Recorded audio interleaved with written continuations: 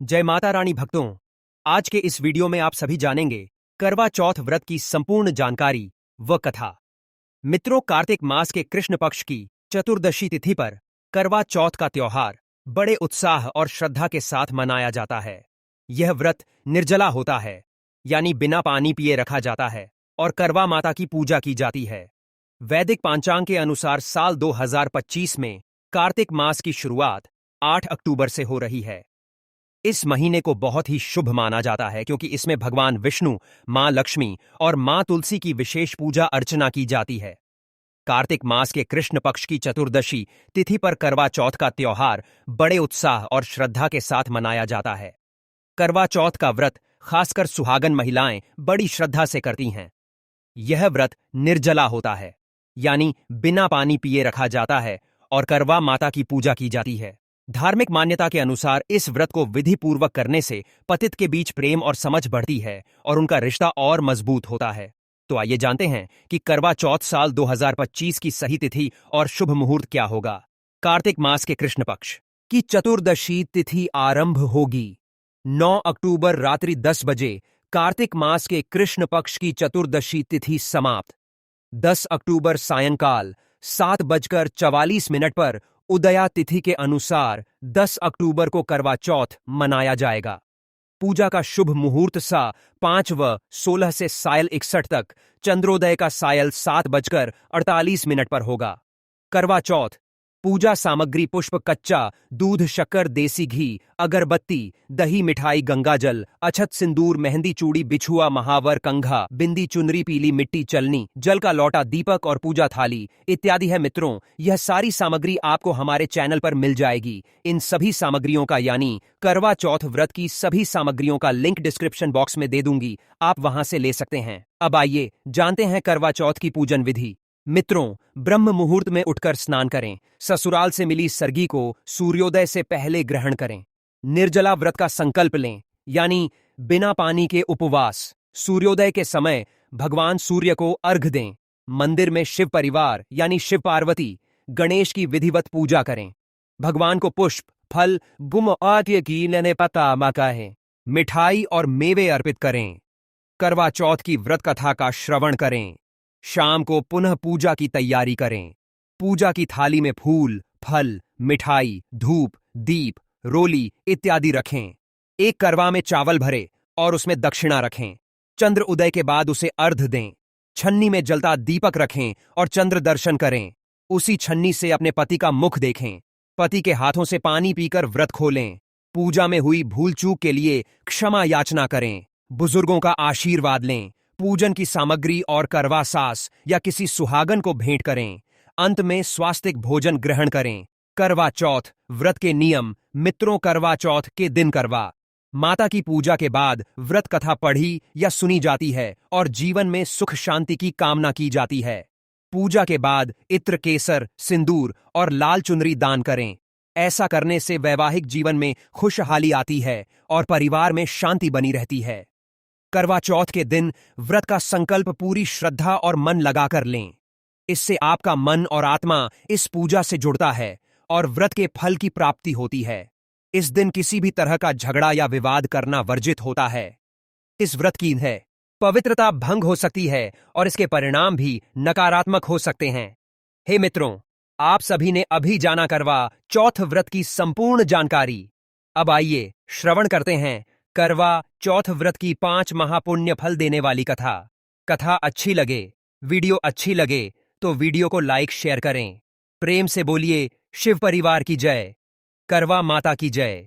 ओम गणेशाय नमः। कर्क चतुर्थी अर्थात करवा चौथ की कथा। सनातन धर्म की प्रथा के अनुसार कर्क चतुर्थी अर्थात करवा चौथ कार्तिक मास के कृष्ण पक्ष की चतुर्थी को कहते हैं। सुहागवती स्त्रियों के लिए यह बहुत श्रेष्ठ व्रत है। स्त्रियां इस व्रत को अपने पति के दीर्घजीवी होने के लिए करती हैं। इस दिन सुहागन स्त्रियां चावल पीसकर दीवाल पर करवा चौथ बनाती हैं, जिसे वर कहते हैं। इस करवा चौथ में पति के अनेक रूप बनाए जाते हैं तथा सुहाग की वस्तु जैसे चूड़ी, बिंदी, बिछुआ, मेहंदी और महावर आदि के साथ साथ दूध देने वाली गाय, करवा बेचने वाली कुम्हारी, महावर लगाने वाली नायन, चूड़ी पहनाने वाली मनिहारी, इन 7 भाई और उनकी इकलौती बहन सूर्य, चंद्रमा, गौरी और पार्वती आदि देवी देवताओं के भी चित्र बनाए जाते हैं। सुहागन स्त्रियों को इस दिन निर्जल व्रत रखना चाहिए। रात्रि को जब चंद्रमा निकल आए तब उसे अर्घ देकर भोजन करना चाहिए। पीली मिट्टी की गौरा बनाकर उनका पूजन करना चाहिए। यदि दीवार पर करवा चौथ बनाने में कोई असुविधा हो तो करवा चौथ का चित्र बाजार से लाकर दीवार पर चिपकाया जा सकता है। करवा चौथ व्रत कथा मानधाता कहने लगे कि जिस समय अर्जुन नीलगिरी पर तप करने के लिए चले गए तो उनके पीछे द्रौपदी खिन्न होकर चिंता करने लगी कि अर्जुन ने बड़ा कठिन कर्म प्रारंभ किया है, किंतु विघ्न डालने वाले शत्रु अनेक हैं। इस प्रकार चिंता करके श्री कृष्ण जी से सब विघ्नों का नाश करने वाला उपाय पूछने लगी। द्रौपदी ने कहा कि हे सर्व जगत के नाथ, आप मुझे एक ऐसा व्रत बताने की कृपा करें जिसके करने से सभी विघ्न दूर हो जाए। श्री कृष्ण ने कहा, हे महाभाग श्री, पार्वती जी ने भगवान शंकर जी से यही प्रश्न किया था। तब वह दिन श्री का कि शंकर जी ने पार्वती जी से जो कहा था, हे बराराहे, वही करक चतुर्थी का नाम अब व्रत मैं तुमसे कहता हूं। ध्यानपूर्वक सुनो, यह सब प्रकार के विघ्नों का नाश करने वाला है। श्री पार्वती जी ने कहा है कि हे भगवान, यह कारक चतुर्थी का व्रत कैसे किया जाता है, जिस तरह है उसका विधान क्या है? क्या पहले भी इस व्रत को किसी ने किया है? शंकर जी बोले, हे पार्वती, अनेक प्रकार के रत्नों से शोभमान, चांदी और सोने के भवनों से भरे विद्वान पुरुषों से सुशोभित लोगों को बस में करने वाली दिव्य स्त्रियों से शोभमान, जहां पर सदैव ही वेद ध्वनि होती है, ऐसे स्वर्ग से भी मनोहर परम रमणिक शुक्र पत्थरपुर दिल्ली शहर में एक वेद शर्मा नामक ज्ञानी ब्राह्मण रहता था। उसकी पत्नी का नाम लीलावती था। उसको महापराक्रमी 7 पुत्र और संपूर्ण लक्षणों से युक्त वीरवती नाम की एक कन्या उत्पन्न हुई। उसकी आंखें नीलकमल के समान और मुख चंद्रमा के समान था। उसके विवाह के योग्य समय आ जाने पर वेद शर्मा ने एक वेद शास्त्र के ज्ञाता विद्वान ब्राह्मण के साथ उसका विवाह कर दिया। इसके पश्चात वीरवती ने अपने भाइयों की पत्नियां भजाइयां समेत गौरा का व्रत किया। फिर कार्तिक कृष्ण चतुर्थी के दिन व्रत उपवास कर सायंकाल में स्नान कर सभी ने भक्ति भाव से वट वृक्ष का चित्र बनाकर उसके नीचे शंकर जी, गणेश जी और स्वामी कार्तिकेय के साथ पार्वती का चित्र बनाया और ओम नमः शिवाय इस मंत्र से गंध पुष्प और अक्षत आदि से गौरी जी का पूजन किया।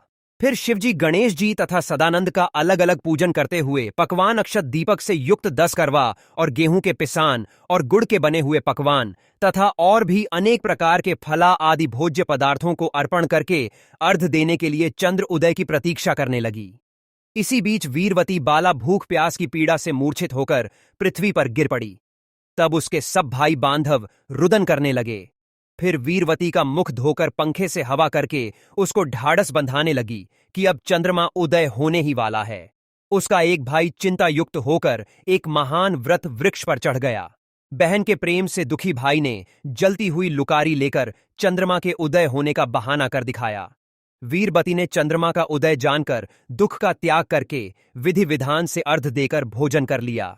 इस प्रकार व्रत के दूषित हो जाने के कारण उसका पति मर गया। जब वीरवती ने अपने पति को मरा हुआ देखकर पुनः शिवजी का पूजन 1 वर्ष तक निर्हार रहकर किया। वर्ष के समाप्त होने पर कर्क चतुर्थी का व्रत उसकी भजाइयों ने किया। वीरवती ने भी पूर्वोक्त विधान से व्रत किया। जब उस दिन देव कन्याओं के साथ इंद्राणी वहां कर्क चतुर्थी का व्रत करने के लिए स्वयं स्वर्ग से वीरवती के पास आई, तब वीरवती ने इंद्राणी से सब बातें पूछीं। वीरवती ने कहा कि मैं कर्क चतुर्थी का व्रत करके अपने पति के घर आई तो मेरे पति मृत्यु को प्राप्त हो चुके थे। मैं नहीं जानती कि किस पाप कर्म से मुझको यह फल मिला है। हे मातेश्वरी, हमारे भाग्य से आप यहां आ गई हैं, सो मेरे पति को जीवित करके मुझ पर कृपा कीजिए। इंद्राणी ने कहा, सुभाग्यगत वर्ष जो तुमने अपने पिता के घर में कर्क चतुर्थी का व्रत किया था, सो बिना चंद्रमा के उदय हुए ही तुमने उसको अर्घ दे दिया था। इसी से व्रत दूषित हो गया और तुम्हारा पति मृत्यु को प्राप्त हो गया। अब तुम यत्न के साथ इस कारक चतुर्थी का व्रत करो। तत्पश्चात इस व्रत के प्रभाव से मैं तुम्हारे पति को जीवित कर दूंगी। श्री कृष्ण भगवान कहने लगे कि हे द्रौपदी, इंद्राणी के वचन सुनकर वीरवती ने विधान पूर्वक उस व्रत को किया। इस प्रकार उसके कारक चतुर्थी का व्रत करने से इंद्राणी ने प्रसन्न होकर जल के द्वारा अभिषेचन करके उसके पति को जीवित कर दिया। वह देवता के समान हो गया। उसके पश्चात वीरवती अपने पति के साथ घर आकर आनंदपूर्वक रहने लगी।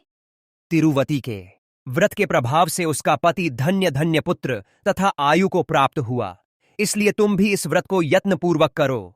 सूत जी कहने लगे कि हे ऋषियों, इस प्रकार श्री कृष्ण के वचनों को सुनकर द्रौपदी ने इस करवा चौथ का व्रत किया, जिसके प्रभाव से संग्राम में कौरवों पर विजय प्राप्त करके अतुलनीय राज्य को प्राप्त किया, जिससे उनका सब दुख दूर हो जाता रहा।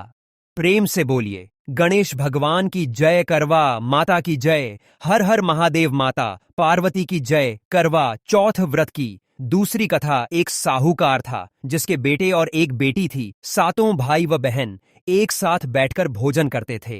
एक दिन कार्तिक की चौथ का व्रत आया तो भाई बोला कि बहन आओ भोजन करें। बहन बोली कि आज करवा चौथ का व्रत है, चांद उगने पर ही खाऊंगी। तब भाई ने सोचा कि चांद उगने तक बहन भूखी प्यासी रहेगी, तो एक भाई ने दिया जलाया, दूसरे भाई ने छलनी लेकर उसको ढका और नकली चांद दिखाकर बहन से कहने लगी, चल चांद उगाया है, अर्ध दे ले बहन। अपनी भाभियों से कहने लगी, चलो अर्ध दे दो। भाभियां बोली, थारा चांद उगा होगा, हमारा चांद तो रात को उगेगा। बहन ने तब अकेले ही अर्ध दे दिया और खाने लगी तो पहले ग्रास में बाल आ गया, दूसरे ग्रास में कंकर आया, पर तीसरे ग्रास में मुंह की ओर किया तो उसके ससुराल से संदेश आया कि उसका पति बहुत बीमार है, जल्दी भेज। नेता लड़की को विदा किया तो कहा कि रास्ते में जो भी मिले उसके पांव लगना और जो कोई सुहाग का आशीष दे तो उसके पल्ले में गांठ लगाकर उसे कुछ रुपए देना। बहन जब भाइयों से विदा हुई तो रास्ते में जो भी मिला उसने बात है यह आशीष दिया, तुम 7 भाइयों की बहन हो, तुम्हारे भाई सुखी रहे और तुम उसका सुख देखो। सुहाग का आशीष किसी ने भी नहीं दिया।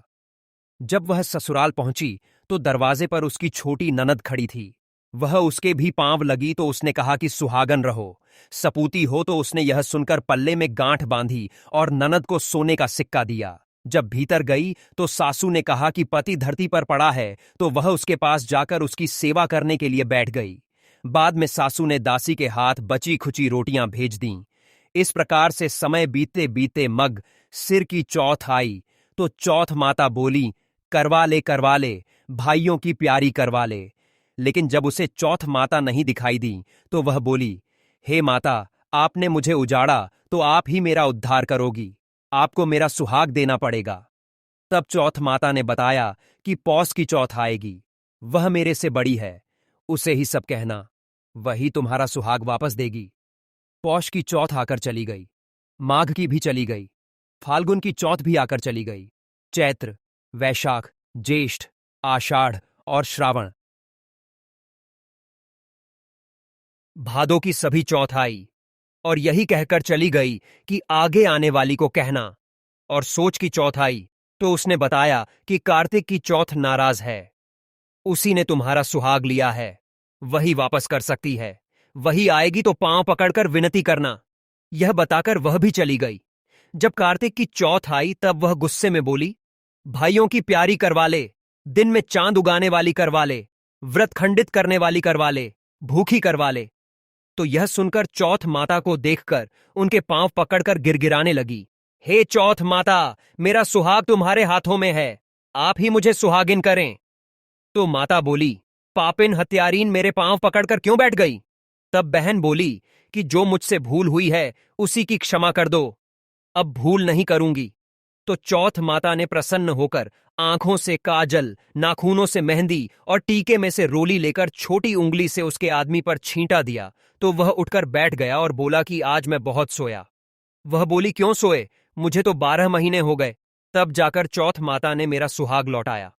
तब उसने कहा कि जल्दी से माता का पूजन करो। जब चौथ की कहानी सुनी, 12 के बड़े के खे सब पू के की करवा पूजन किया तो प्रसाद खाकर दोनों पतित चौपर खेलने बैठ गए। नीचे से दासी आई, उसने उन दोनों को चौपर पासे से खेलते देखा तो उसने सासू जी को जाकर बताया। तब से सारे गांव में यह बात प्रसिद्ध हो गई कि सब स्त्रियां चौथ का व्रत करें तो सुहाग अटल रहेगा। जिस तरह से साहूकार की बेटी को सुहाग दिया, उसी तरह से चौथ माता सबको सुहागिन रखे। यही करवा चौथ के उपवास की सनातन महिमा है। प्रेम से बोलिए, हर हर महादेव माता पार्वती की जय, गौरी गणेश की जय, करवा माता की जय, चौथ माता की जय। करवा चौथ व्रत कथा अगर आपको वीडियो अच्छी लगी हो तो वीडियो को लाइक और चैनल को सब्सक्राइब जरूर करें और कमेंट में जय माता लक्ष्मी जरूर लिखें। धन्यवाद।